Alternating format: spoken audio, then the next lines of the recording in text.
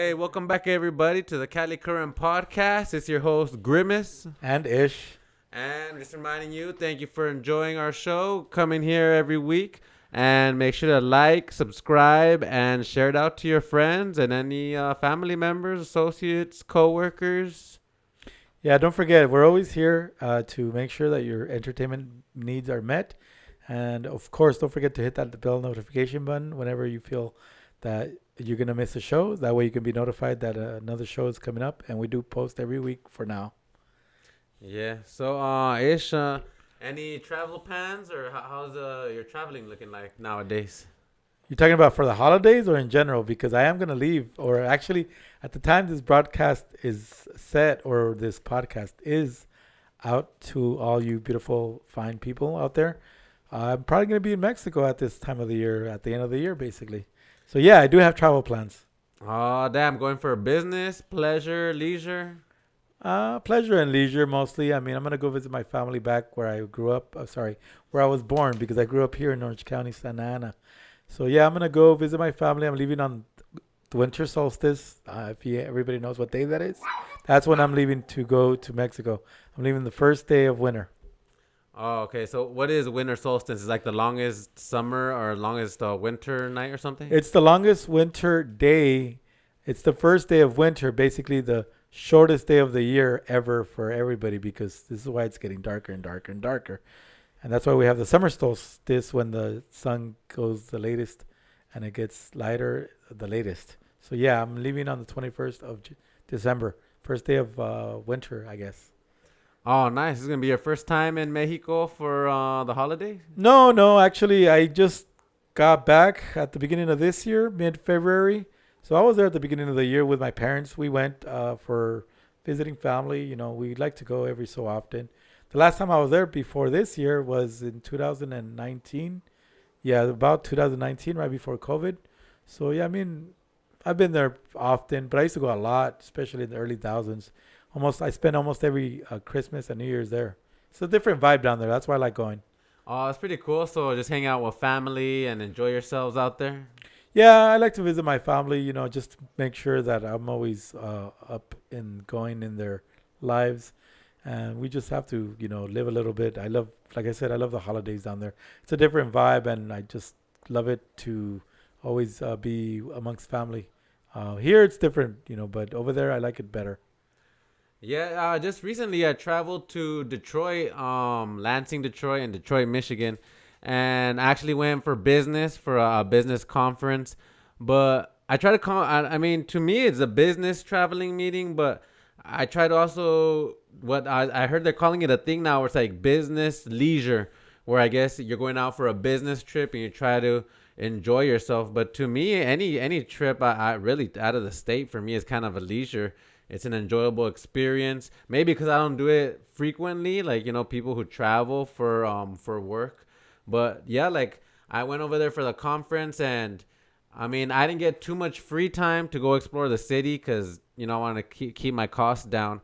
But I did check out the food, the Detroit pizza. I always hear the Detroit has their own type of pizza, and yeah, I had some of that Detroit style pizza and some wings, and it didn't disappoint. I mean, it kind of tasted like Detroit style out here in California, but I could say that I've had some Detroit pizza from Detroit. But it was a business trip, but I try to keep some leisure in there, or at least with the food. Food's pretty important to me.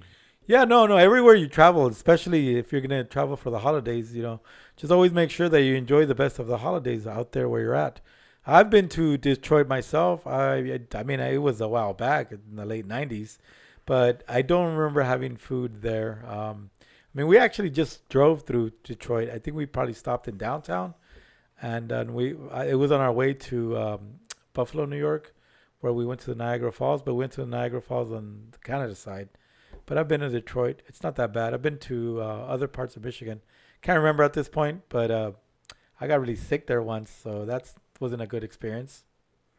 No, yeah, I mean Detroit was pretty cool. At least the areas I visited, Lansing, it was really green pastures. Well, obviously it's not the city like out here in Santana and Orange County, but yeah, over there, I mean, I liked it. It's, getting something different from the city and the outskirts.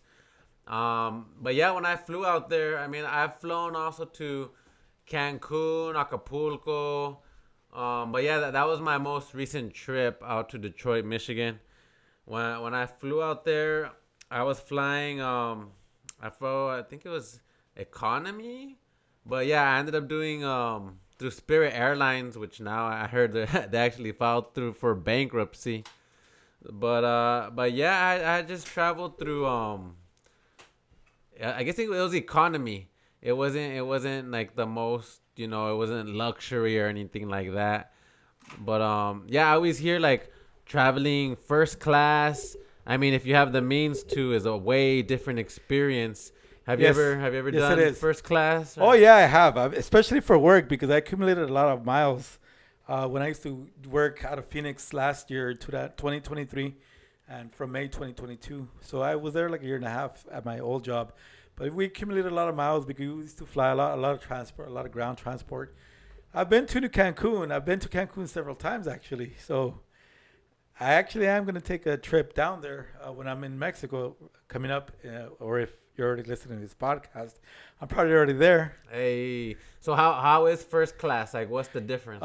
It's really nice, but I guess it comes with certain perks, like getting your drinks right away as soon as you sit down, because a lot of people when they're walking through to go to coach and all the way to the back of the plane, they offer you your drinks right away, and they sort of make people stop so the flight attendants can serve those drinks. Sometimes they hold the line for the first class passengers, and also they serve meals, especially if it's like a 3 or 4 hour trip, flying to any destination. Most of the airlines do that, but yeah, it feels different. I mean, I don't think it's a big deal because the only reason I really like first class is because of the fact that you get to sit on bigger seats, more leg space, and in general you could lie down and be super comfortable.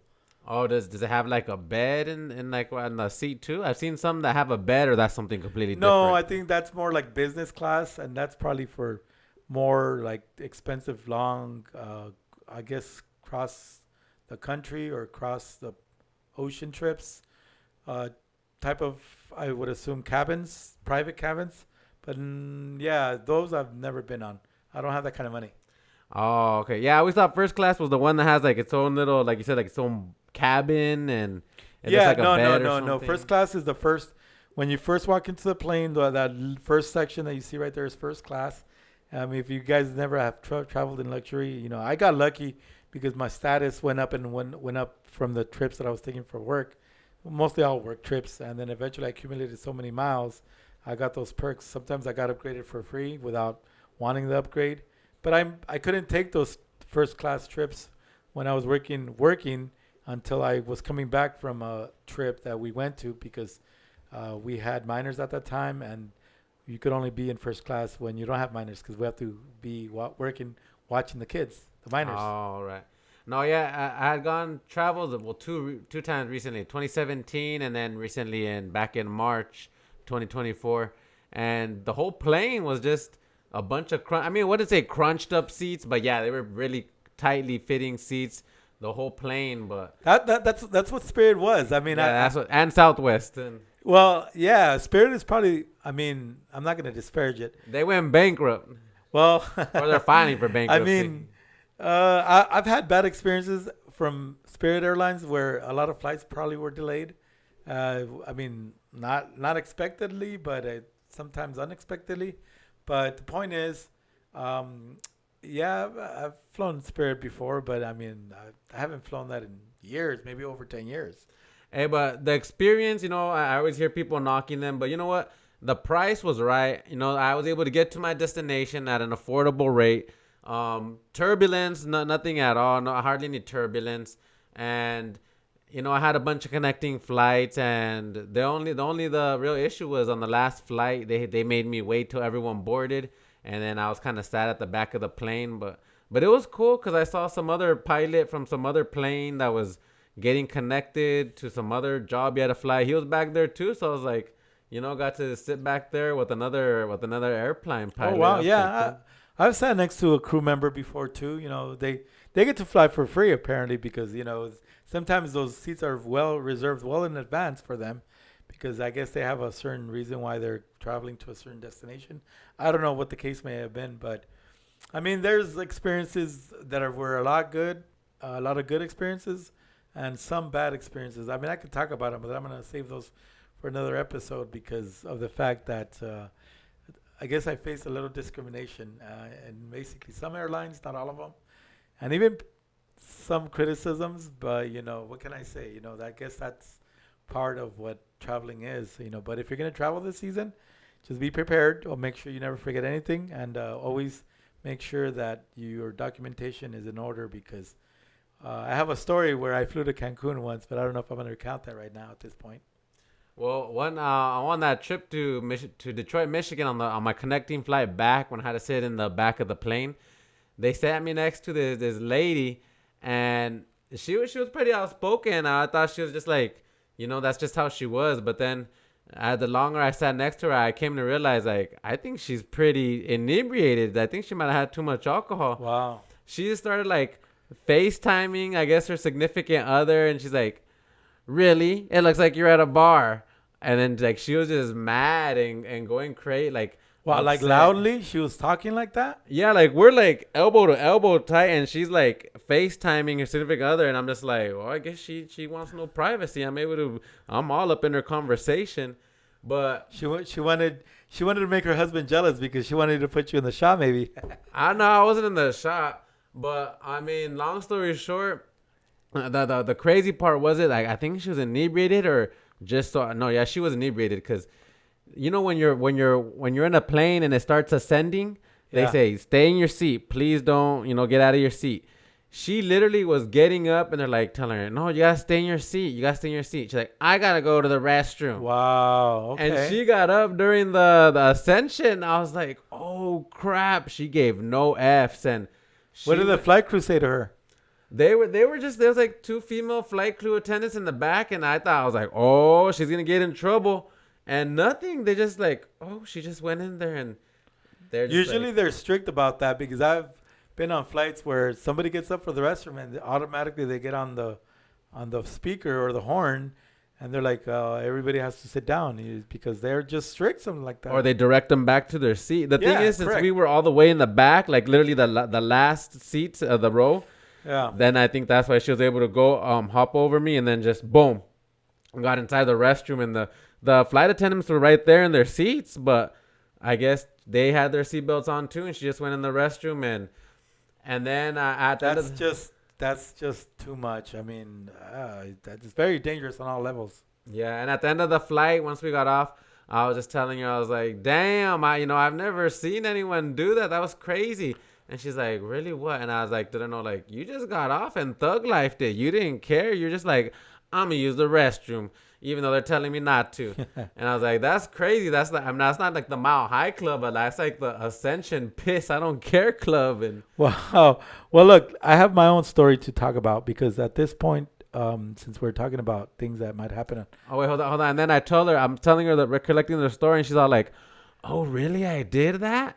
So that's what led me to believe like she was probably inebriated. That was sarcasm. I think she was being sarcastic with you. I think she was drunk. Well, she was also being the ASS word to you. No, she was pretty cool. Cause then I was telling her too. I was like, hey, like, cause she was pretty distraught about her video call. And I was like, you know what? I've been with other people, and I used to be like, that toxic person. But you just gotta be understanding, And if that person's not willing to change and be upfront with you that he's not at the gym and he's at the bar, then then maybe it's not right for you. And she received it. That's why I was like, she's probably just drunk. Cause yeah. Wow. Well, that's a story right there to tell. Well, one time, I mean, I'm just going to say this real quick because technically I was flying back from a trip and I was just sitting there minding my own business. And throughout the whole trip, there was this mom with her two kids that were sitting behind me. And I guess the little girl was about 4 or 5-ish. And the little boy, her son, was about, I don't know, a little bit older, 6 or 7-ish. They were both young kids. They were under 8, both of them. And the kid, the female, the little girl, kept pushing my seat like hard into my back. and it was sort of getting on my nerves. But I figured, okay, the mom's there, she's gonna say something, and no, she just did it through the entire flight. But what also caught my attention too was that lady was playing like a game with the lights on. Well, the whole not the lights were not dimmed. It was dark, but she had her light on and she was playing a game with the kids the entire flight. It was a 4 hour flight, and I'm like, is this lady gonna shut the hell up at any freaking point? And it was boiling my blood. So yeah, that really annoys me when people have like what happened to you. You know, they're inconsiderate of everybody else around them, and it's sad that it happens like that. What was she doing? She was on the phone, he said, or what was she No, doing? no, no. She was playing a game, like a loud game with the kids, Oh, like a fun game. I don't know if it was a card game or if it was like a guessing game that had like a board game, I guess. But I'm like, wow, it's like, are the flight attendants gonna say anything? And no, nobody ever came by to tell her she was being too loud. yeah, yeah. Typically, I mean, airplane etiquette. You want to have the headphones on, or yeah, so you're not disturbing other people. Some people trying to sleep, some people trying to read. Well, the thing is, I use that to my advantage because not only did the flight attendants not say anything, because I was already getting annoyed, I was getting PO'd actually because the little girl was literally kicking her feet into the back of my seat hard, like What hard. was PO'd, pissed off? Yeah, pissed off. I was pissed the heck off. That seems like a common one, like when someone behind you, specifically a little kid, is just kicking the seats in the back and. Yeah, and the thing is, the parents should notice that that's happening, but a lot of these parents probably just don't give it. GAF, oh, you guys know the acronym for that. But what can I say? I mean, I guess she just didn't care because if she was being also the one that was being loud with the kids, what am I gonna do then if she's the one that's creating all this ruckus? Yeah. I mean, a good thing about traveling, I mean, some people, yeah, so it's good to get a direct flight to your destination, but sometimes, well, I mean, maybe just because I'm new to traveling, I actually kind of enjoyed the connecting flights, going to different airports, and then specifically the Chicago airport. It kind of felt like I've never been to LAX, but Chicago was a big airport with a lot of different stores, and I got to try some Chicago pizza in the Chicago airport. So Was that the thick crust, the thick crust pizza that you tried? yeah, the one that's kind of like a pizza pie kind of thing. Yeah, I've tried thick crust pizza or Chicago style pizza, if you will, in Chicago. It was pretty good. I mean, I'm amazed that I was gonna like that pizza because usually I'm not a big crust kind of guy. I usually throw away the crust and I don't eat the crust on any pizza. I like that. Yeah, I like it because it has a lot of marinara and cheese. But yeah, a lot of people that don't like the Chicago style sometimes it has too much cheese or too much marinara sauce. Well, the thing is, you can't eat it like a normal pizza because you have to eat it with a fork and knife because you have to because the crust is so thick. It's like a meal in its own, and it's awesome. I mean, there's different brands, of course. Like I'm not gonna say what brand, I guess what restaurant I went to, but it's a pretty well known brand there in Chicago area. Somebody had recommended to me from work to go there because I was there about also right before COVID, maybe 1 year earlier. I don't know, down in Chicago, at that time, and it was nice, a nice experience. I was there at the beginning of December for just to see if we're gonna get snow in the area, but no, it was really cold, but no snow yet at the beginning of September in that year. I remember 2018 maybe. And we're in Chicago. Yeah, Chicago. I mean, I got to see the sights, and that's what I love about traveling everywhere, because I'm a sights person. I don't go there to experience the bar scene. I don't go there to party. I don't go there to do other shenanigans that people might get, a little bit riled up for. I'm not really that type of person anymore. Maybe I never was because when I used to go to Cancun back in the early thousands with my friends, I never really went to party because I was never a partier like that. They were. I wasn't. But I always went to the sites. I love enjoying the sites. I'm a history person. I'm a history buff. So I love going to the sites. What about you? What do you like to do when you're going on vacation? Or anybody, if you guys have any comments on that, you can always put it on the comment section. Please don't forget to like, share, and subscribe. This is the Cali Current Podcast. Your host, Ish. And Grimace. Yeah, I mean, it all depends what I'm there for. Obviously, if I'm there for a conference, then, got to stick to business. And usually try out the foods. That's my main thing. So whatever area I'm in, I mean, most places supposedly have their, type of food. Like Chicago style pizza, Detroit style pizza. Yeah. So I try to go for whatever food place the whatever type of food the place is known for, and also like the landmarks, the famous landmarks too. But like when I went to Chicago, unfortunately, I was only in the airport because I didn't have enough time between my next flight to go Oh, wow. actually. So then I was wondering too, is the airport Chicago pizza really a Chicago pizza, or is it just kind of like Mm, airport food? well, if you don't remember the name brand, it could be. I mean, no, you pay a premium for those type of restaurants being at, excuse me, at the airport. Oh yeah. So I would assume it's the original thing. Oh, so it could still have some originality from. Yeah, it's All original right. recipes and all that from the restaurants that are mainstream or whatever the case may be. Yeah, but that's cool. But I mean, I wouldn't mind. I mean, at least when I was younger, more traveling, I wouldn't mind hitting up the party scenes and all that. I mean, now I try to go to bed on time, and like an older adult now. But now, yeah, I mean, before, hey, I was about that, like you said, the party scene, the bars, go meet the locals. Yeah, I mean, I can't say so much for myself, but I like to see the sights because recently I was in Boston, maybe not too long ago, maybe about a little bit under 2 months ago, and it was raining. It was literally like sprinkling, but it wasn't raining hard. But I went to walk for several hours. I went to a local neighborhood. I was close. I landed in Logan, but I went walking around, and it was nice because just getting to know the city a little bit, or just not the downtown area, but yeah, around the city, it was really nice. I like walking around, and it was very, I guess, relaxing walking around in the light rain. Even though I was getting wet, I didn't care because I don't care for rain. But I love the way it feels when it falls on top of you.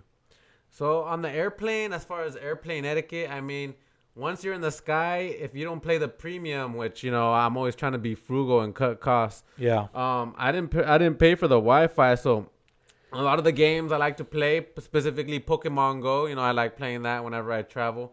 I can't play that one because I don't have Wi-Fi in the air.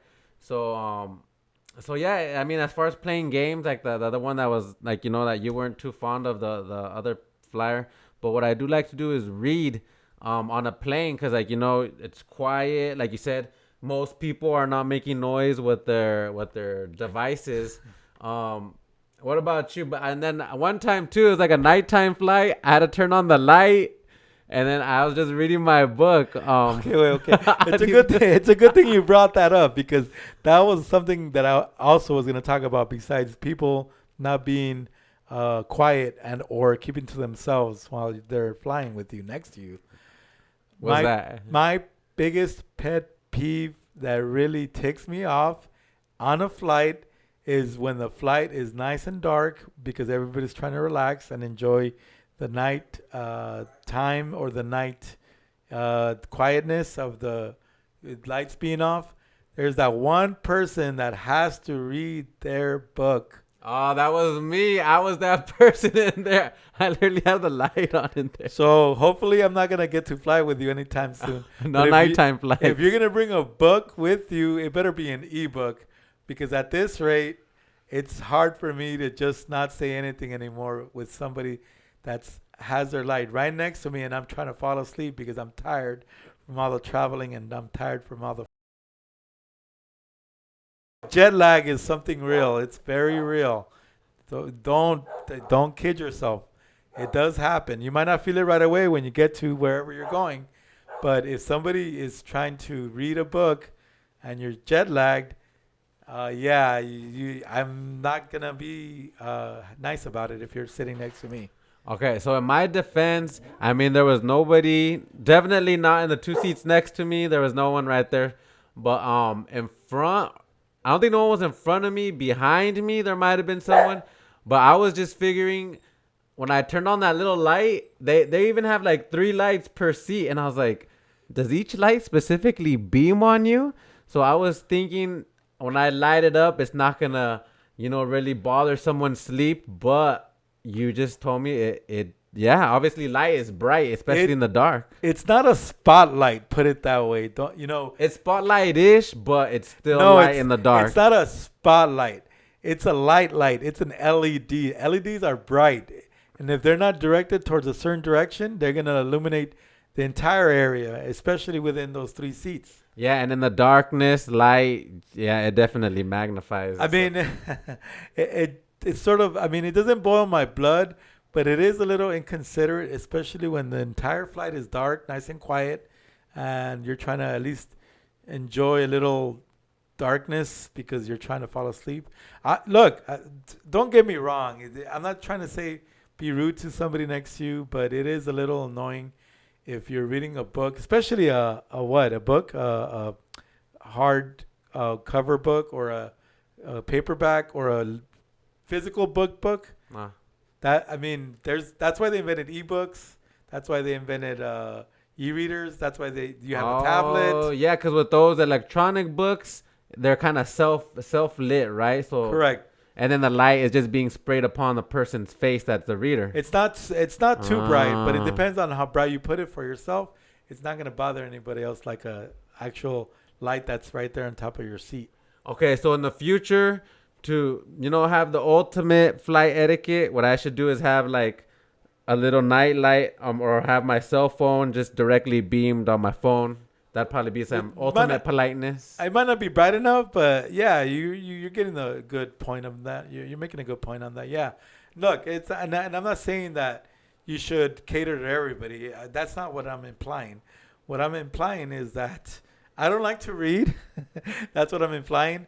But you shouldn't have to subject us to the light that is basically showing around in the entire area. That's what I mean. Oh yeah, no, that makes sense too. Cause in the nighttime, I mean, people are trying to sleep and get rest, especially people that fly. They're coming from different time zones, so some people are awake, some people are asleep, and well, yeah, I mean, I also want to be respectful of other people's sleep schedules and whatnot. Just have a little consideration. That's all I say. Like, people don't have to be loud. It's not a time for you to play with your kids or play these loud games that you shouldn't be playing, especially on a flight. I get it that you're trying to entertain your kids to make sure that they're not being rowdy, but I mean, you're not going to also be the contributing factor to why your kids aren't, being loud and rude because you're trying to help them, I guess. Yeah, and also, I mean, reading in the dark with the light also is kind of strenuous on the eyes. So, I mean, that's probably not something that I would want to like go and do too long, because then yeah, that's making stress on my eyes, and then eventually I'm gonna have to use reading glasses for that. But now that we're on to the subject about reading, I mean, Well, I did touch on it a little bit. yeah. So reading, I mean, I try to focus. I try to read as many books as I can in the year. Obviously, in my opinion, I need to do more reading of books in a year than what I was able to accomplish. I think this year maybe I did one book, if that, this year or two. But I got a lot of reading done on that airplane flight with all that time in the air from here to Detroit. It was like about maybe a 9-hour flight with all the connections. That's a long flight. Yeah, so I got a lot of reading done, but one thing we all need to do is start reading a lot. What about you, Ish? Are you a reader? Are you into reading? I've never been a reader. I've despised reading books. Despised?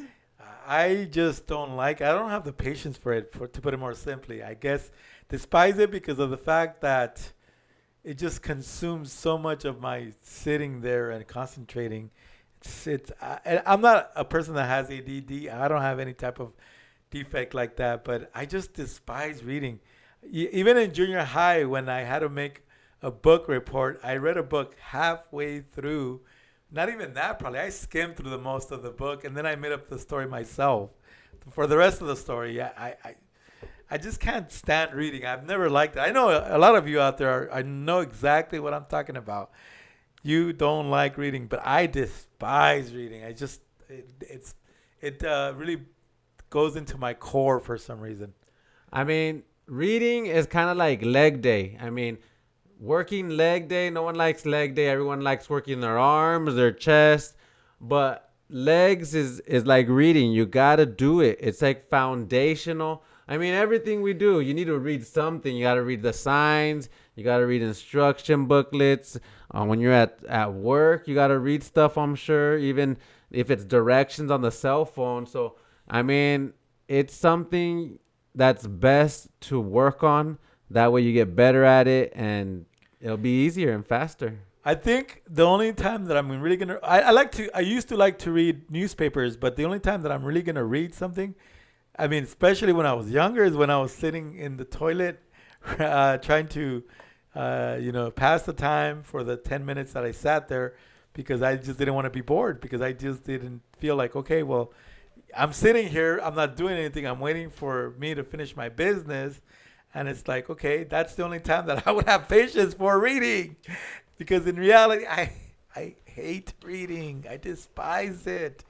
I just never liked it. I never got into it. Even in high school, the only book that I probably ever read in high school was Rising Sun by Michael Crichton, the same guy that wrote Jurassic Park and all those books, those wonderful books. But Rising Sun was the only book I ever read from cover to cover, front to back, word for word. That's probably the only book that I've ever read, and or that I had to read, because, of course, in school you have to read books or certain chapters for book reports, and that's the most I've read in terms of me reading. Yeah, so back when I was at university, Cal State Fullerton, go Titans. So this guy, he was a graduate from there, and they named the business and economics building after him, and it was a newly built building. So they invited anybody. Hey, if you want to come, come to the. He's gonna give a lecture and just kind of talk to the students or anybody who wants to listen. And I said, hey, I want to go hear what this guy has to say, right? If you got the kind of money to donate a whole building, I was like, oh, I want to hear what he has to say, like something about him. Yeah. So long story short, what I took out of that meeting or lecture that he gave to all the students was, he said, read books, and specifically, if you're gonna read nonfiction and autobiographies. So nonfiction is basically like real life stuff, like technical books. Yeah, so I don't think, or that's what he meant, like stuff about real life, like technical books, like how to diagnose computer science programs, or how to do algebra, how to build a house, technical stuff. The first two subjects you talk about are the ones that I really don't care for. Why? Because math, I'm not good at math. I never was good at math. And yeah, the second one, yeah. Yeah, well, practical things like how to build a house, how to fix a car, how to drive a lift or something like that. So technical. Another one was autobiographies. So you could learn, from other people's mistakes, and also, figure out how to navigate life through someone else's thing. And also another reason why y'all should consider, uptaking reading is other people too, like Warren Buffett, a really good investor. Buffett? You mean Buffett? Warren Buffett, And that's tomato. And this is what I mean about the English language. I spoke to it on the previous podcast, where it's the same exact lettering, Buffet, Buffett.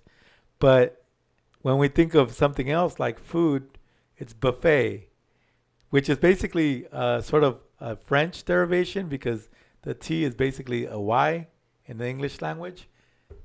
Oh my gosh, and that's true, because every time I say Warren Buffett, people be like, oh, you mean buffet, or what'd you say, buffet? Buffett.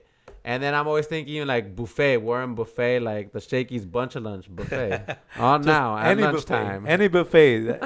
Buffets are extinct, by the way, in most parts of the country now, thanks to COVID. So that's another little tidbit you probably didn't know about.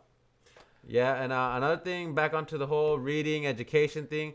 One thing also I noticed about education's now being more watered down. Like, I think you even mentioned to me, ever since 2020, a bachelor's degree doesn't really hold its a master's, and this happened after COVID too. Speaking of after COVID, this is another thing that happened after COVID. People with master's degrees couldn't get I would assume, a minimum wage job at that time, because of the fact that people were looking for experience mainly, not for a degree classifications. I think also another problem is when you're overqualified. With that is employers know, okay, we got this master's graduate gonna come and try to work at Jack in the Box. Jack in the Box is like, hey, we're gonna spend the money on training this individual, and we don't think he's gonna want to keep, working the fry machine and the McFlurry machine too long. So that becomes an issue in itself. They're overqualified, and then the hiring managers are gonna say, no, we're not gonna spend money on training this person, and this person's just gonna leave us in a couple of months, and then that becomes difficult for them in their own arena, or from what I understand. It's an unnatural bias that is stigmatized by classifying somebody as too overqualified or too smart for being here. Yeah, I mean it works both ways. You could try to get a job in a high ranking area in any type of business facet wherever you want to go, but at the same time, it's like yeah, that could also happen in the lower rungs of type of business where they're gonna look at you and be like, or they're gonna see your degree, your qualifications. You have your master's, then they're like, no, we're not gonna take this guy. It works both ways. It's just too bad that it happened after COVID. Yeah, I think I remember reading in an article where Elon Musk was even saying that he's just giving more preference, or he just wants people who have that drive to work and put the experience in, not necessarily over credentials and whatnot. Yeah, I mean, I can't say that one day it's gonna come down to that. I mean, it's too bad that that's what had to have happened, and it did happen. Because we just want to classify somebody as like, oh, I can't be trustworthy of this guy because of the fact that he has a degree or because of the fact that he's underqualified. Trust me, I've gotten a lot of jobs rejected for me because I've been underqualified. I know how it feels like to be underqualified, but I've never been overqualified. I don't have that. I don't have that type of little grimace. Sorry, not grimace. What's it called? There's a little word that I'm talking about. That blemish. I mean, see how it matches? I got confused right now. So I don't have that blemish on my resume.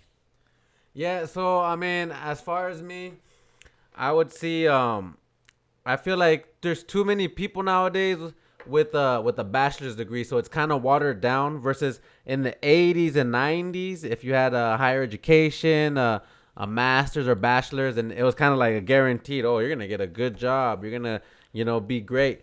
But now I guess it's like almost everybody is able to achieve that. So now it's just kind of like a dime a dozen, which is nothing wrong with it because I mean, hey, it's good for the whole population as a whole to be have that upper that higher education, but at the same time, yeah, now it's been watered down now.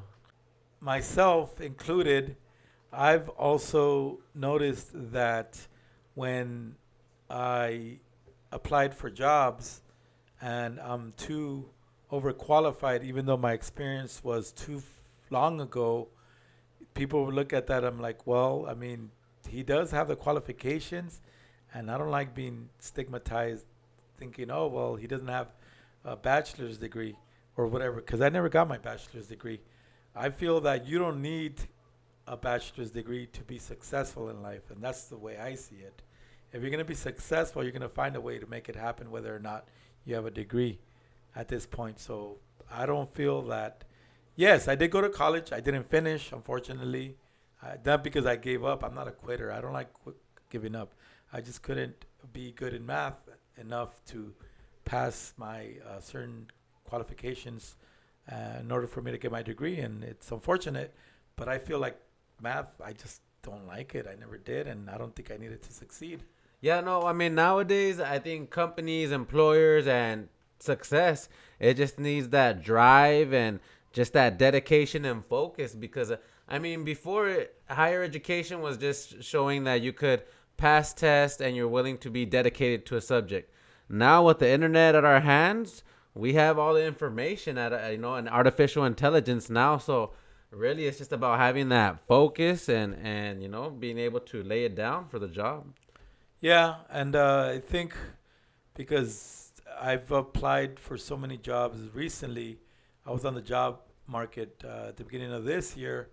I landed a job where I knew I was qualified, but Everybody else was overqualified, and I was also the oldest person at my last job. And I wasn't happy there because everybody had their degree, and it was just a different level of, I guess, classification because I had old experience working in the field that I was in, and I felt that everybody that was younger than me was overqualified, but they knew that, and somehow I felt at odds, so I just left the job because I didn't feel comfortable whatsoever. Yeah, and then another thing that's hard to combat, I would say, in the whole job search market is nepotism. I mean, nepotism. They say that people are not supposed to give preferential treatment to what is it, family and friends, In but general, but you can't, literally you can't. It's hard to take that out. I mean, it's gonna happen regardless. well, there's nepotism. Yes, that's a part of the problem, but there's also favoritism. They're both isms that can't be avoided because I feel like I was not favored at all in my last job. And I think a lot of the favoritism went to the younger crowd because for some reason, they're overqualified and I'm underqualified. I don't know. I was viewed as somebody that's less, possibly. That's just the way I saw it. That's the way I felt it. And that's the way it was, unfortunately. And that's why I didn't fit in. So I had to leave my last job. And that's why I do drive for Lyft and Uber at this point because I'm my own boss. And I've always wanted to be my own boss. And I really never liked the 9 to 5, especially in an office setting. I'm not a big 9 to 5 kind of person. And see, and the good thing about there is you don't have to deal with favoritism or nepotism. No, but things can also happen too where I could possibly get not discriminated against, but people can look at me and basically judge me right off the bat. And it's unfortunate because it happens at every workplace. I'm not saying that it happened to you. It can happen to you if you ever have any comments or questions regarding that. You can always, no matter what, put in the comment section and we'll be able to answer all your questions. Yeah, I mean, not to put the Lakers on blast, but I mean, there might even been in some nepotism there when they drafted LeBron James' son, and now that he's been downgraded to the G League. I mean, I was really excited to see him play, and people were criticizing the Lakers for drafting LeBron James' son and wasting a high draft pick on him, but that was due to true nepotism and favoritism at the same time. That's why we brought this up. yeah. Hey, I mean, I love the Lakers, Yes, they're our LeBron team. James, he's out there putting the points in for us, but hey, at the same time, like, come on, we're trying to get another championship, but That's not going to happen anymore. Especially at the back end of LeBron's career. I'm a true Lakers fan. I've been a Lakers fan since I was 3 years old. Since I remember watching TV when I was 3 years old. But what can I say? I'm not following the team right now. And I'm not following all my sports teams right now because there's just in LA right now, my sports LA teams are just in the tank right now. All of them. yeah. So I mean, when it comes to favoritism and nepotism, I mean, all we could really do to combat that is just drive and focus, or be entrepreneurial, like how you're doing You right now. always find your own path. You got to be willing to put the work, put in the dedication, and put in the hours, the man hours, and in general, just the fact that you're dedicated to that and owning your craft, you'll be fine. Whatever it may be, because I've known this more than anybody. I guess I've tried my hand in a lot of things in life, and I feel like I'm finally doing what I was meant to do, and this is what I'm doing, coming to the masses, giving my opinion, and hopefully one day we'll get it up there so we can be a well-known podcast. Yeah, most definitely so. And you guys can help us with that by hitting that like, share, and subscribe button. And don't forget you're watching the Cali Current Podcast on Spotify and YouTube. And please don't forget, like Grimace said, like, share, subscribe, and hit that notification bell button. Bell notification button. Sorry, I'm just all mixed up right now. Look, everybody, I'm wearing, if you remember from the third podcast, I'm wearing the Mexico jersey or the shirt that when I went to the game in 2017-ish to watch Mexico get annihilated 6-0 by Chile. And since then, I've been a fan of the Brazil national team every time the World Cup comes around. Even though I'm a true Mexican, I was born in Mexico. I'm a Mexican American, actually. But this is the exact same. It still fits me, by the way. Exact same item I was wearing the day they got annihilated. So yeah, I mean, I can't believe I'm still wearing it or still have it after all these years. Hey, that's what's up. A Mexican. Yeah. Hey, hey. Well, I am going to Mexico in a few, well, I'm going to be there possibly already Oh, by the that's time nice. you see the podcast. I don't know if I should take this with me, though, because I mean, it is comfortable. Yeah, I mean, hey, I would say represent. Why not? If everybody can see, look, the national Mexican emblem. Yeah, well, the old one at least. Straight out of Mexico. All right, so thank you everybody for watching the Cali Current Podcast. Your host Ish. And Grimace. Peace out, everybody. Take care.